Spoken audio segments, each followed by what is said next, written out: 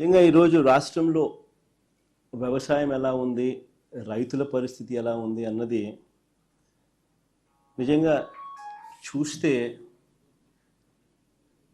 రాష్ట్రంలో పాలన save Andhra Pradesh, save Andhra అన్న పరిస్థితి మాదిరిగానే ఆంధ్ర రాష్ట్రంలో పాలన సాగుతూ ఉంది.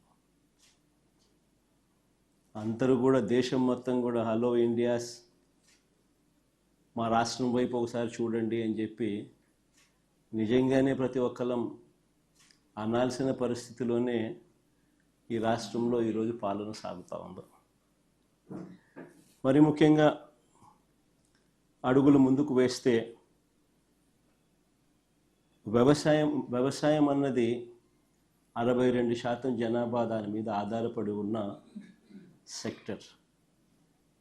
ఈ వ్యవసాయం అన్నది ఏ రాష్ట్ర ప్రభుత్వమైనా కూడా రైతులను సంతోషంగా పెట్టి, వ్యవసాయం అన్నది ఒక పండుగగా చేస్తేనే, రైతు సంతోషంగా ఉంటేనే రాష్ట్రం సంతోషంగా ఉంటుంది. రైతు కూలీ సంతోషంగా లేకపోతే రాష్ట్రం ఎప్పుడూ కూడా ఎదగదు, వెనకడుగు వేయాల్సింది.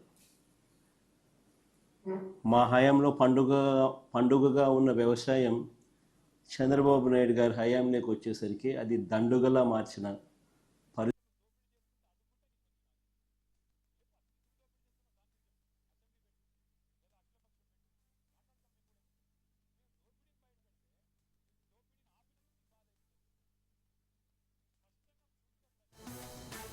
62% జనాభా దాని మీద ఆధారపడి ఉన్న సెక్టర్.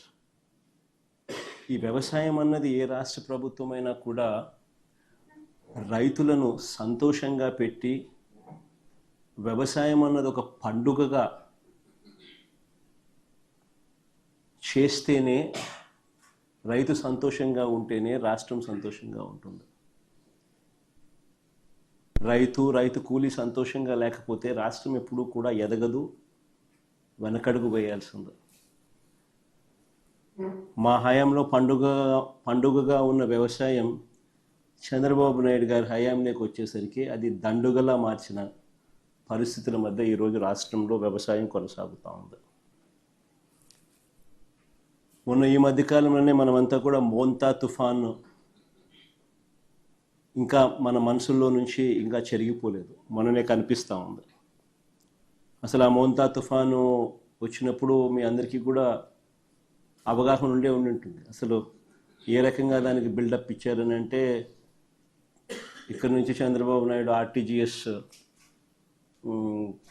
ఆర్టీజీఎస్ కార్యాలయంలోకి పోయి ఆయనతో పాటు ఆయన కొడుకు, ఆయనకు తోడు ఆయన దత్తపుత్రుడు, ఏ రకంగా ముగ్గురు కలిసి ఏ రకంగా దాన్ని అసలు ఎలాంటి బిల్డప్ ఇచ్చినారు అని అంటే, వాళ్ళు ఇవ్వడము, దానికి తోడు వాళ్ళ ఎల్లో మీడియా, వాళ్ళ ఈనాడు అయితేనేమి, వాళ్ళ ఆంధ్రజ్యోతి అయితేనేమి, వాళ్ళ TV5 అయితేనేమి, అసలు ఏ లెవెల్లో బిల్డప్ ఇచ్చినారు అని అంటే, ఏకంగా వీళ్ళే తుఫానును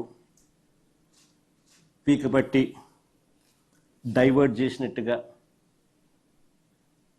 అసలు వీళ్ళు గన ఆర్టీజీఎస్లో గన టీవీల ముందర గన ఆ కంప్యూటర్ల మీద వీళ్ళు గన కూర్చోకపోయినంటే అసలు ఇంకా రాష్ట్రంలో తుఫాన్ ఎఫెక్ట్ ఇంకా ఏ స్థాయిలో ఉండేది అని అంటే, వీళ్ళు కాబట్టి దాన్ని ఆపగలిగినారు.